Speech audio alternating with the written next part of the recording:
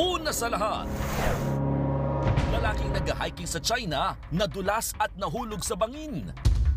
Kasamang nahulog ang kanyang kamera kaya't nakuna ng pagbagsak ng hiker. Pinilit nagharap ng kakapitan ng lalaki pero tuloy-tuloy lang siyang dumaustos sa gilid ng bundok. Ang sinapit ng lalaking yan, abangan dito sa Frontline Pilipinas Weekend. Magandang hapon, Pilipinas. Kasama ang buong pwersa ng News 5. Ito ang Frontline Pilipinas Weekend. Aktwal na pambobomba umano ng Israel nakuna ng mga kapatid nating OFW sa Lebanon. Mahigit 1,000 OFW gusto nang umuwi ng Pilipinas. MMDA enforcer na nagmamando lang ng traffic, patay matapos ma-hit and run sa Quezon City. Iba pang barangay na malapit sa Bulkang Kanloon sa Negros Island, naghahanda ng lumikas dahil sa patuloy na pag-aalboroto ng bulkan.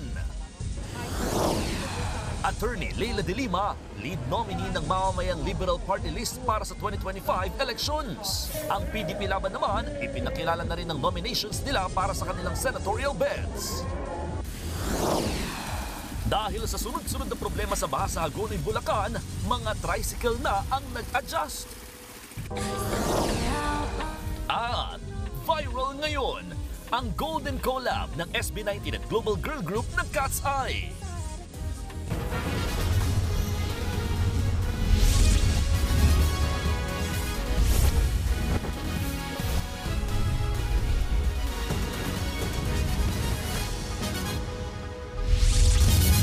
Gusto nang umuwi sa Pilipinas ng ilang Pilipino sa Beirut, Lebanon dahil sa mga pambobomba roon.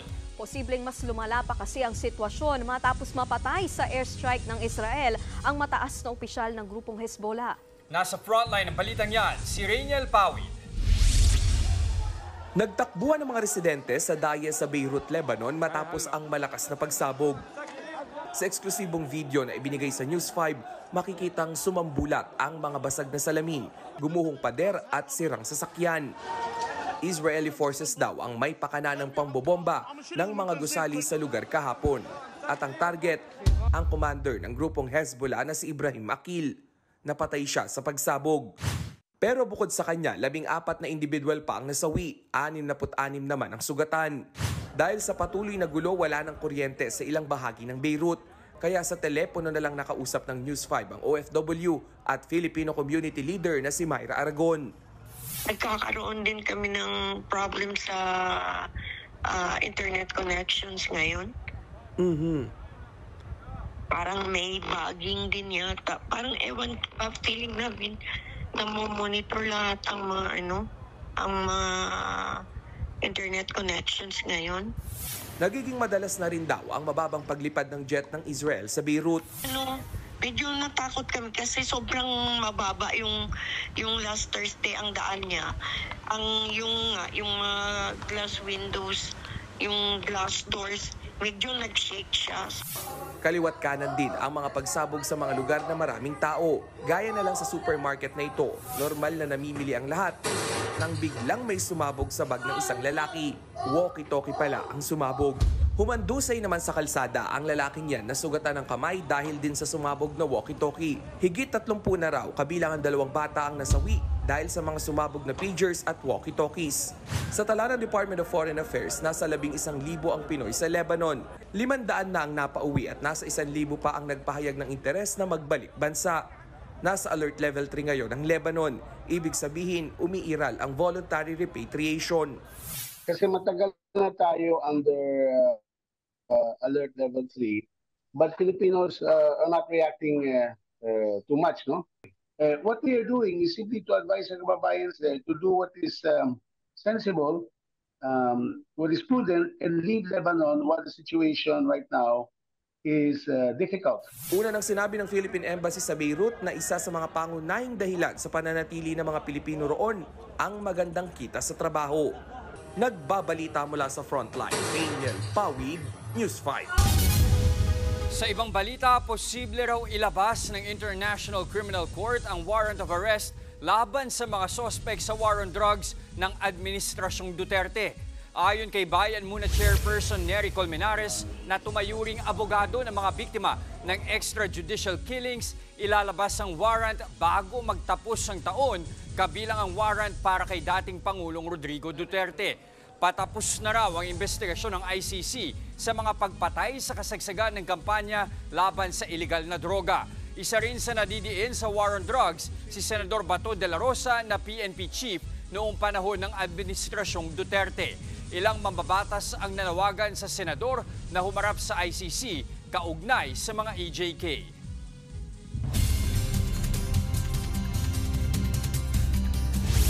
Magdala pa rin po ng mga payong, mga kapatid, magiging maulan pa rin sa bansa ngayong weekend. Sa latest bulletin ng Pag-asa, tuluyan ng nakalabas ng Philippine Area of Responsibility ang bagyong Igme kaninang alas 2 ng madaling araw. Pero pinalalakas pa rin ito ang southwest monsoon o hanging habagat na magpapaulan sa bansa ngayong weekend. Partikular dito sa Metro Manila, Batanes, Babuyan Islands at nalalabing bahagi ng Luzon. Makararanas naman ng mga pulu-pulong pag-ulan sa nalalabing bahagi ng bansa, bunsod naman ng localized thunderstorms.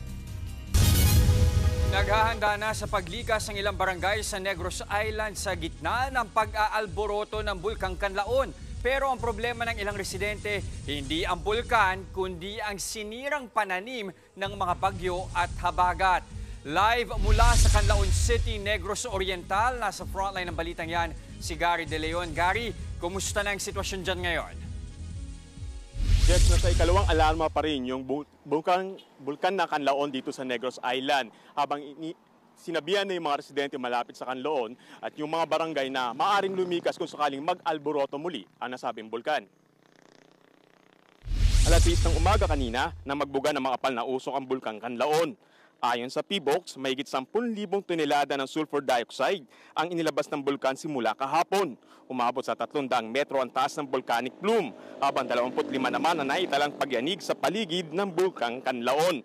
Nananatiling no-fly zone ang tuktok ng bulkan. Ibig sabihin, mahigpit na ipinagbabawal ang paglipad ng anumang aircraft dito. 3 barangay na malapit sa 4-kilometer danger zone ang nihahanda na para sa paglikas. Magsasagawa ng evacuation kapag itinaas sa ikatlong alarma ang bulkan. Pero ang ilang residente, hindi na raw natatakot. Sanay na raw sila sa mabiglang paglindol at pagbuga ng usok ng Canlaon. Mas minoproblema pa raw nila ngayon ang mga nasirang pananim dahil sa sama ng panahon. Nangangamba naman ng ilang senior citizen sa posibleng epekto ng ashfall sa kanilang kalusugan.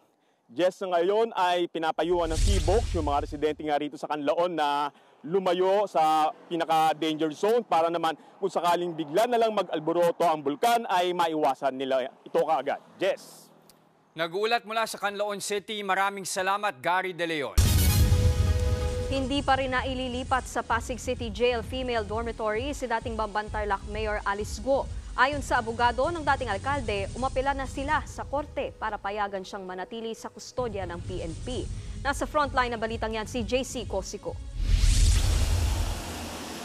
Mag-aalas 6:30 kagabi nang dumating sa PNP Custodial Center ang convoy ni dismissed Bambantarlac Mayor Alice Guo matapos magpiyansa sa kasong katiwalian sa Valenzuela Regional Trial Court. Pagdating sa krami, ito yung mga karapatan niyo, ma'am, naiintindihan niyo po ba? Maraming salamat po. Dito naman isinilbis sa kanya ang arrest warrant sa kasong qualified human trafficking na inilabas ng Pasig Regional Trial Court.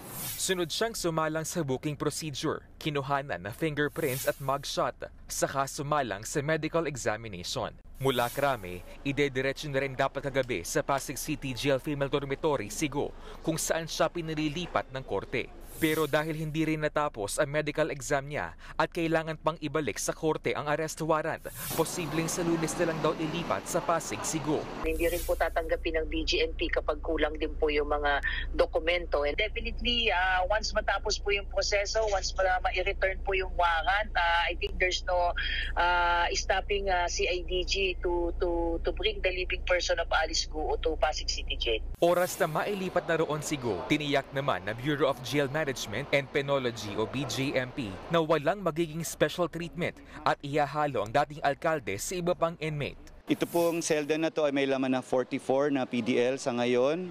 Merong 10 triple deck bed bunks at kasama niya yung ibang PDL. Nakakahiga naman lahat po. Kanina, binisita naman ng kanyang abogado na si Attorney Stephen David Sigo. Ilang oras silang nag-usap. Ayon kay Attorney David, naghain na raw sila ng mosyon sa korte para payagan Sigo na manatili sa PNP Custodial Facility. Sa gitna yan ng mga umano'y death threats na natatanggap ng dating alkalde. Kasi alam mo, nakita mo naman pag gumagalaw siya ilang hundreds ang SWATs dyan, di ba? Nakita mo naman yung risk kasi masyado itong high profile itong case na to. Nagbabalita mula sa Frontline, JC Cosico, News 5. Never again to martial law. Yan ang sigaw ng mga release na nagkilos protesta ngayong araw kasabay ng ika-52 anibersaryo ng deklarasyon ng batas militar. Nasa Frontline na balitang yan, si Elaine Fulgencio. Pasado alas 9 ng umaga kanina, nang harangin ng mga pulis sa Recto Avenue ang iba't ibang grupo ng rallyista na papuntang Mindiola.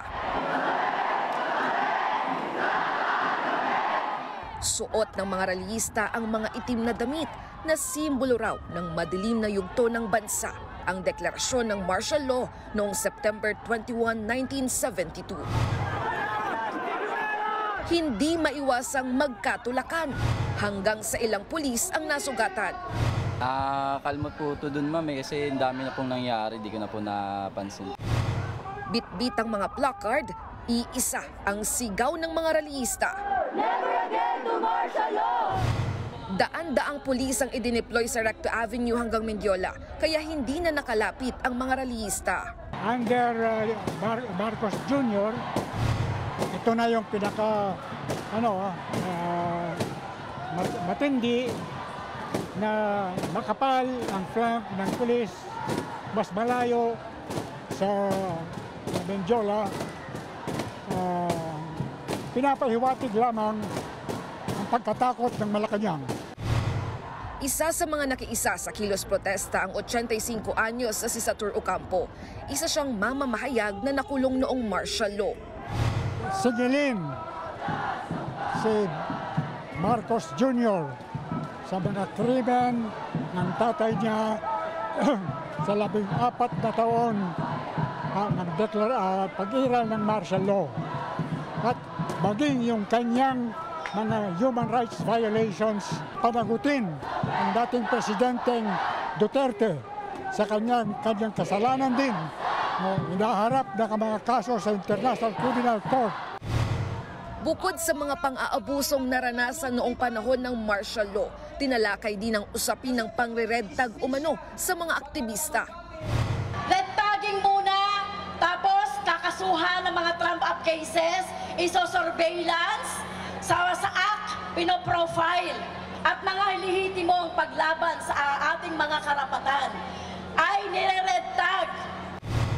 52 taon na ang nakararaan nang ideklara ni dating Pangulong Ferdinand Marcos Sr. ang batas militar. Sa opisyal na tala ng Amnesty International, libo-libo ang inaresto at tinorture habang nasa 3,000 ang pinatay noong martial law. Natuldukan ng rehimeng Marcos noong 1986 kasunod ng makasaysayang People Power Revolution. Nagbabalita mula sa Frontline, Elaine Fulgencio, News 5.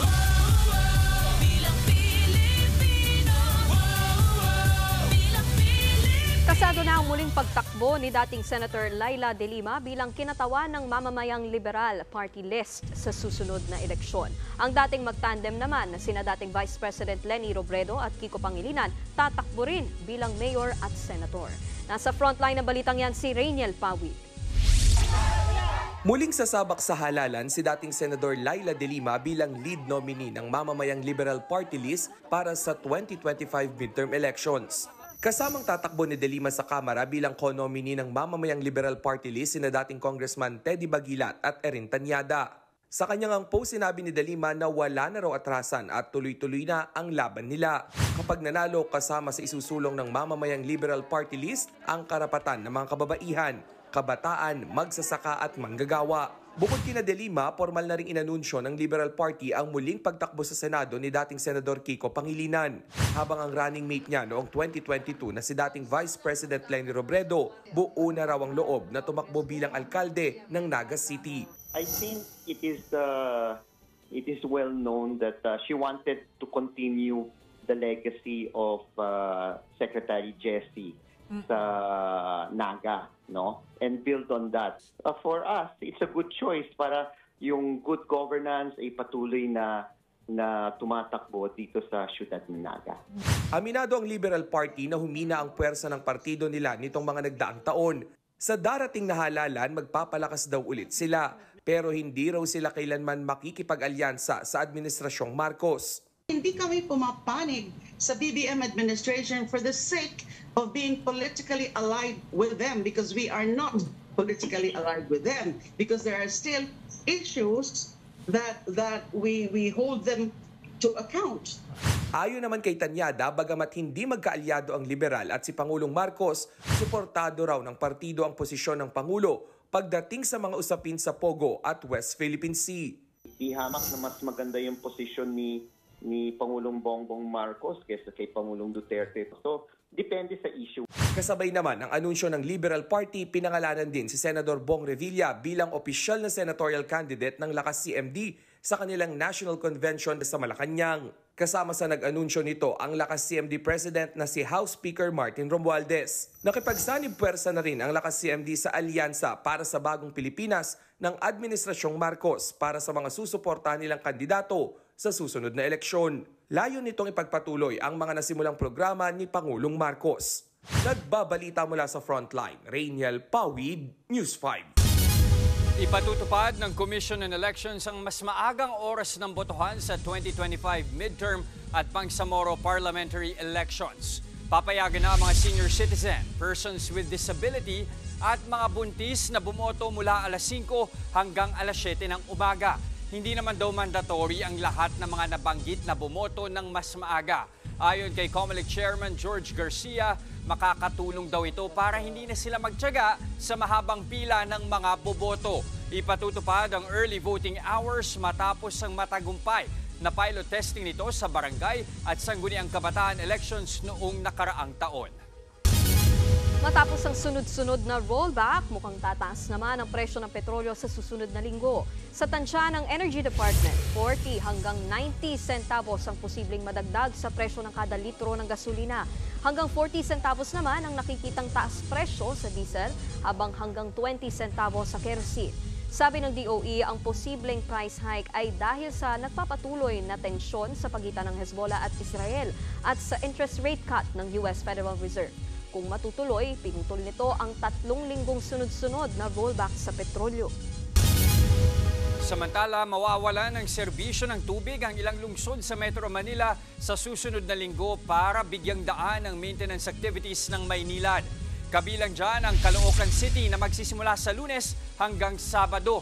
Walang tubig mula alas 10 ng gabi hanggang alas 6 ng umaga sa ilang barangay. Magkaka-water interruption din sa ilang barangay sa Malabon City simula sa Lunes hanggang Martes sa oras na alas 10 ng gabi hanggang alas 6 ng umaga. Sa Navotas City naman mula Lunes hanggang Biyernes ang maintenance sa oras na alas 10 ng gabi hanggang alas 4 ng madaling araw. Sa Parañaque, mawawala ng tubig sa barangay BF Home sa Miyerkules, alas 10 ng gabi hanggang Huwebes, alas 8 ng umaga. Sa Quezon City, aabutin ng 8 araw ang water interruption simula sa Lunes sa mga oras na alas 10 ng gabi hanggang alas 6 ng umaga. Susunod, tauhan ng MMDA patay matapos masalpok ng humaharurot na SUV. Matapos bumisita ni VP Sara Duterte, sina DILG Secretary Benhur Abalos at Senador Bong Revilla naman ang bumisita kay dating VP Leni Robredo sa Naga. At international pop star na si Mariah Carey may maagang pamasko para sa kanyang Pinoy fans. Lahat ng yan sa pagbabalik ng Frontline Pilipinas Weekend.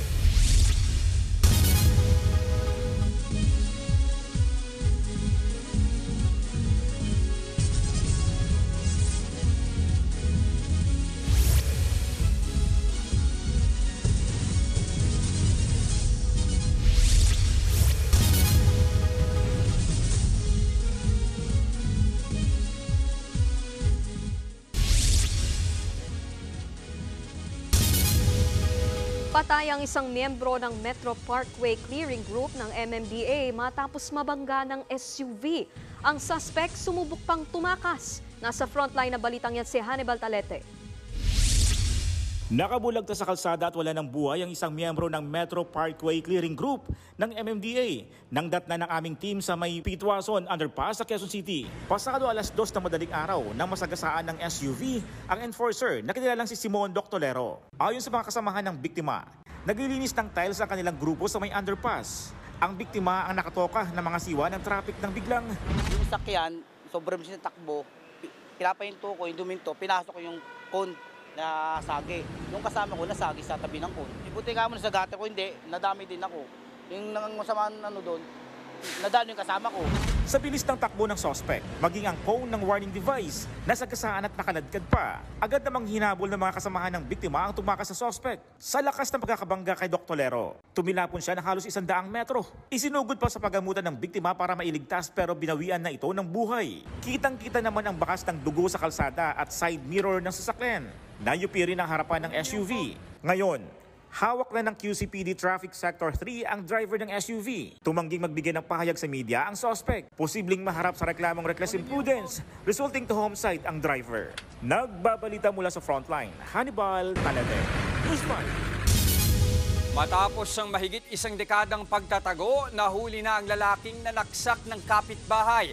Ang suspect, iginit na self-defense lamang ang nagawa niyang krimen. Nasa frontline ng balitang yan, si Ian Suyu. Sa loob ng kainan sa Caloocan City, hinainan ng arrest warrant ang lalaking ito na may kasong frustrated homicide noong Huwebes. Ayon sa Galas PNP, 14 na taon nang pinaghahanap ng mga otoridad si alias Kaloy, 42 anyos.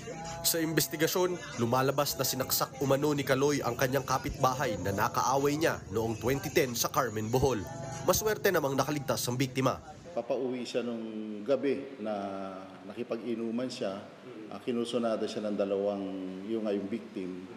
Naagaw niya yung panaksak. May mga panaksak daw sila. And yun ang ginamit niya dun sa kanila. So ang pagkakaalam niya, napatay na niya yung dalawa. Kinaumagahan, nagtago na siya dito sa NCR. Mula noon, nagpalipat-lipat umano ang suspect sa Valenzuela at Caloocan para magtago. Dito na rin siya nakapaghanap ng trabaho bilang pahinante ng truck. May kamag-anak siya dito sa Valenzuela. Then pag medyo nakakaramdam siya na may mga humahanap sa kanya, dito naman siya sa Caloocan City. Based dun sa mga post niya sa kanyang Facebook account. So nalaman natin dito na nagtatago siya dito sa Valenzuela and Caloocan City. Katwiran naman ng suspect, self-defense lamang ang ginawa niyang pananaksak sa biktima. Matagal na rin daw siyang inaaway nito. Self-defense lang po talaga nangyari noong time na yun. Pauwi na po ako noong time. Bakit ka nagtago? Natakot na po ako, sir. Oh, hindi ako makapaniwala na magawa ko yun na ganun nangyari na. Nakatakdang dalhin sa Bohol ang suspect upang harapin ang kanyang kaso. Nagbabalita mula sa frontline, Ian Suyu, News 5. Kaliwat kanang sunog naman ang sumiklab sa Metro Manila at ilang probinsya. Tulungan niyo kami! Tawag kayo, bumbiro! Bumbiro! Bumbiro! Tulungan niyo kami! Lola! Napaiyak na lang ang babaeng ito matapos lamunin nagngangalit na apoy ang kanilang bahay sa Dagupan City, Pangasinan kahapon. Gamit ang mga timbang may tubig, nagtulong-tulong ang mga residenteng apulahin ang apoy. Agad naman itong naapula. Wala namang nasaktan sa insidente. Nabalot din ng apoy at makapal na usok ang gusaling ito sa Barangay Maa, Davao City kahapon. Tumagal ng halos 1 oras bago ito naapula. Tinatayang aabot sa higit 200,000 piso ang pinsala. Isang commercial building din ang natupok sa Kabasalan, Zamboanga, Sibugay kaninang pasado alas 10 ng umaga. Mabilis na gumapang ang apoy sa katabing gusali at isang bahay. Higit 20 truck ng bumbero ang kinailangan para sa pag-aapula. Wala namang napaulat na nasaktan. Inaalam pa ang kabuuang pinsala. Sa Quezon City, nasunog din ang residential area sa Barangay Bagbag. 10 bahay ang natupok. Iniimbestigahan pa ang mitya ng apoy sa magkakahiwalay na sunog.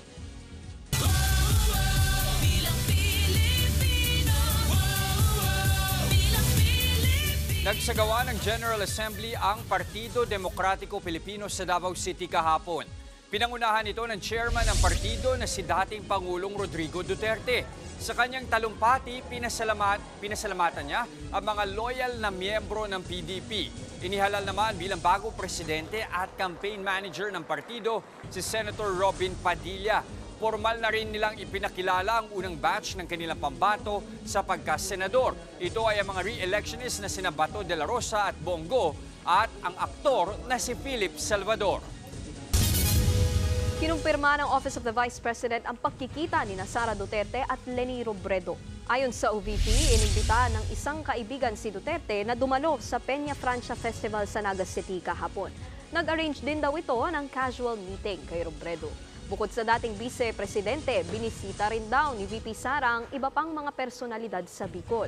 Nauna na itong kinumpirma ng kampo ni Robredo. Ayon sa kanyang dating tagapagsalita na si Attorney Barry Gutierrez, personal ang naging pag-uusap nila. Bumisita rin sina Interior Secretary Benher Abalos at Senator Bong Revilla sa bahay ni Robredo kanina. Pagpanya Francia dito sa amin, wala namang kulay ng politika tinitingnan. Walang partido, politically neutral dito lahat. Lahat na pumupunta para kay ina ay welcome dito sa amin. Kahit naging maingay ang palitan nila dati ng patutsada, nilinaw ni dating Pangulong Rodrigo Duterte na wala siyang problema kay Pangulong Bongbong Marcos. Sa kanyang speech sa National Assembly ng Partido Demokratiko Pilipino o PDP sa Davao City kahapon, sinabi ni Duterte na wala siyang masabi sa pamamalakad ni PBBM sa ngayon dahil wala siyang nakikitang pang-aabuso. Bagamat dati na niyang inakusang gumagamit ng ilegal na droga si Marcos at may plano raw palawigin ang termino sa pamamagitan ng charter change o CHA-CHA, nilinaw ni Duterte na hindi pa naman dumarating sa punto na kailangan na niyang batikusin ang pamamalakad ni PBBM. Binigyang diin din niya ang kahalagahan na meron pa rin daw oposisyon. For as long as government is run in a regular way, wala man tayong problema. I do not have any qualms against Marcos.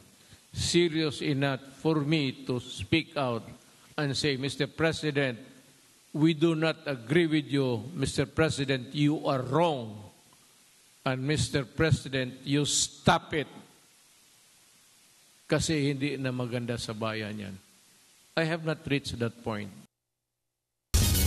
Mga malisyosong deepfake, yan daw ang pinakamalaking hamon sa gaganaping eleksyon sa susunod na taon. Ang deepfakes ay mga video na gawa sa AI o Artificial Intelligence kung saan kinokopya ang mukha at boses ng isang totoong tao. Saka palalabasing may sinasabi o ginagawa siya na hindi naman galing sa kanya. Ayon sa Cybercrime Investigation and Coordinating Center ng DICT, maaaring magamit ang deepfake sa pagpapakalat ng mga peke at maling impormasyon tungkol sa isang kandidato. Tinutugunan naman na raw ito ng DICT at COMELEC. Pinag-aaralan din ang pagbili ng subscription sa mga application na makatutulong sa pagdetect ng deepfakes. Susunod, Magnolia Hotshots pasok na rin sa Governor's Cup quarterfinals matapos talunin ang Northport Batampier. American superstar Mariah Carey may pamasko sa mga Pinoy. Ano kaya yan? At hiker sa China nadulas at nahulog sa bangin. Huwag kayong bibitiw, magbabalik ang Frontline Pilipinas Weekend.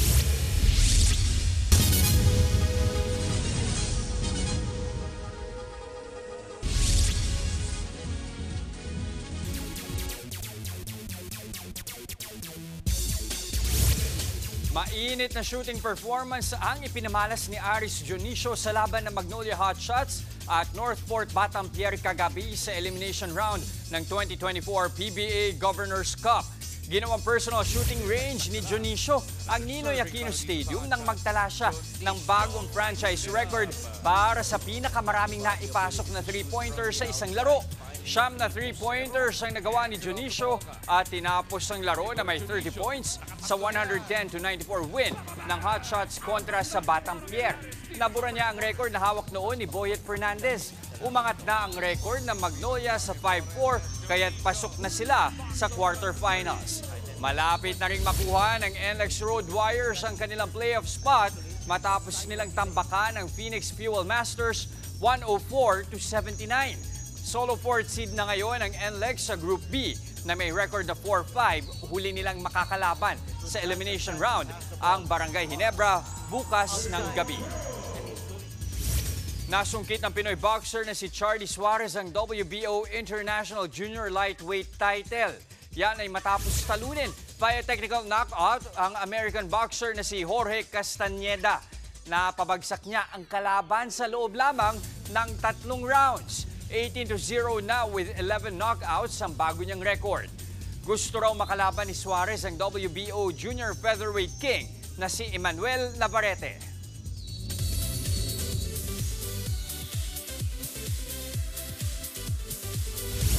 May maagang pamasko ang American superstar na si Mariah Carey sa kanyang Pinoy fans. Sa isang Facebook post, naki-join si Mariah sa maagang selebrasyon ng Pasko sa Pilipinas. May pag-giveaway pa siyang Christmas staycation at shopping spree sa maswerteng Pinoy fans. Kailangan lang mag-register sa kanyang email list para magkaroon ng chance na manalo. Kilala si Mariah sa kanyang Christmas hits gaya ng kanyang All I Want for Christmas Is You.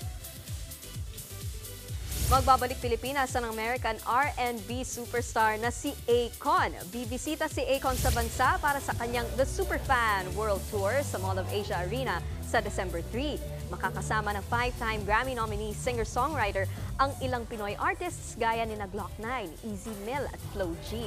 Noong October 2009, huling nag-concert si Akon sa bansa.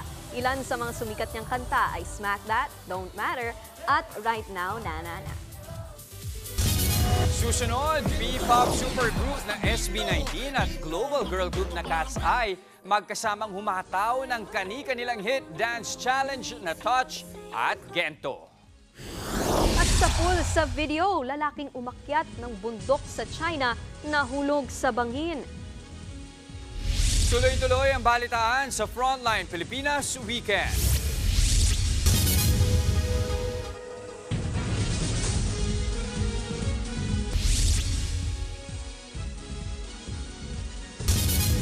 Hindi na bago ang baha sa ilang taga-Bulacan tuwing may bagyo o high tide. Pero sa Hagonoy, may nauusong kakaibang tricycle na kahit baha, hindi raw uubra. Alamin natin yan sa balita ni Mondi Lopez. Bahain din po ba sa inyo? We got you! Dito sa Hagonoy, Bulacan, mga tricycle na ang nag-adjust. Paano ba naman? Kahit walang bagyo o habagat, baha is waving again and again, lalo na kung high tide sa tabing ilog. Buti na lang, present ang mga modified trike na kung tawagin ay tikling. Gaya ng mahabang binti ng ibang tikling, ang mga pamasadang trike pinatangkad na rin. Pero teka, sino kaya may pasimuno nito mga long-legged bicycle na pabibo sa baha? Meet Mang Buda, isa sa mga gumagawa ng trike na kayang lumusong sa baha.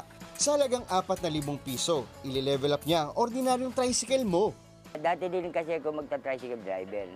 Ngayon, para maiwasan na makabiyahe sila ng tricycle, isip namin na itaas ang mga motor ng tricycle para makatulong makabiyahe. Award, super brainy ang person. At para makasabay sa agos, agad na rin nagpa-upgrade ng trike si Lowell para sa biyahe di siya malos. Malaki din yung pagbabago dahil unang-una mataas na yung tricycle ko, hindi nawabasa, nakataas na yung sidecar at saka yung motor. Hindi rin nagpahuli si Kuya Jerry. Ang taas ng kanyang trike, itinodo ng 1 metro.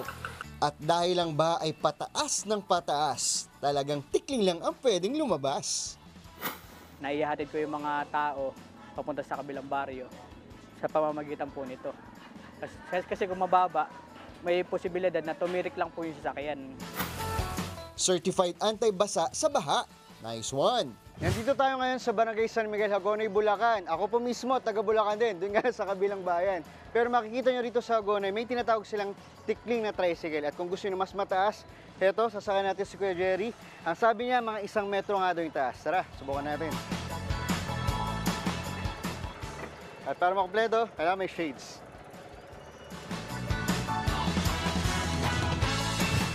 galing ng pagkakagawa, mas mataas nga lang ang bayad sa pamasahe. Ang mahalaga, hindi mo na kailangang itaas ang iyong paa o lumusong sa baha ng nakabota.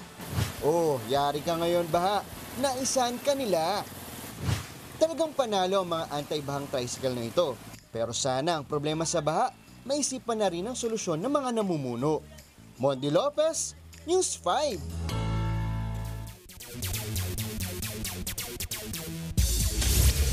Matinding billiards action ang natunghayan kagabi sa Day 3 ng Sharks Billiards Association o SBA Season 1. Tinalo ni Taguig Stallions Team Captain Rodrigo Geronimo si Quezon City Dragons Team Captain Jericho Banyares sa kanilang race to 13 singles match, final score 13-9 sa Great White Sharks Arena sa Quezon City. Kahit pa mainit ang simula ni Banyares, hindi nagpanik si Geronimo at unti-unting binawi at inilayo ang kalamangan sa laro. Lamang na ang Taguig sa kanilang weekly series at susubukan nilang makuha ang kanilang ikatlong panalo ngayong gabi sa doubles match.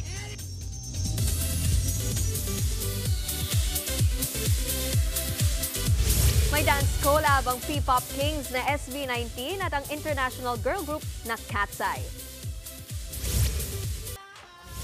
Pinamalas ng Cat's Eye Girls ang astig na dance move sa hit song na Gento ng SB19. Habang ang SB19 naman, game na game din makisayaw sa kantang Touch ng Cat's Eye.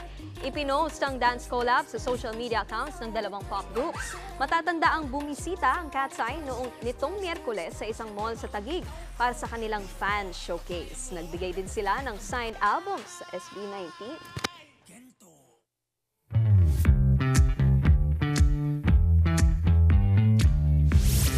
Talaga namang everyday is a blessing, partner. Yan ang napatunayan ng isang hiker sa China. Pero bago ang conclusion na yan, nagka-new fear unlocked muna siya. Sa video na humako na ng millions of views online, naglalakad sa makitid at matarik na bahagi ng bundok ang hiker na yan sa Anhui Province. Pero namali siya ng tapak at nadulas. Ayun, bumulusok pababa ang lalaki. Pilit siyang kumakapit sa gilid ng bundok pero tuloy lang siya sa pagbagsak hanggang sa swerteng sumabit sa isang puno. Kasama naman ang lalaki na nahulog ang nabitawang kamera kaya't nakunan ang buong pangyayari. Matapos ang ilang oras ay nasagip din ng mga rescuer ang hiker. Kwento ng lalaki, inakala talaga niyang katapusan na niya. Sa kabila ng nangyari, hindi naman siya natakot na mag-hiking ulit. Pero napaisip siya sa totoong halaga ng buhay. Kaya ang bagong resolution ng hiker ay sulitin ang bawat araw ng buhay niya. Diba?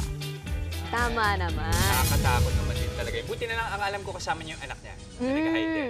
Tsaka, na-save pa rin naman siya. Although diba? kasi, iba din kasi ilang araw na raw na tuloy-tuloy yung ulan. Diyan sa particular na area na yun. At in fairness kay Kuya, hindi siya natinag.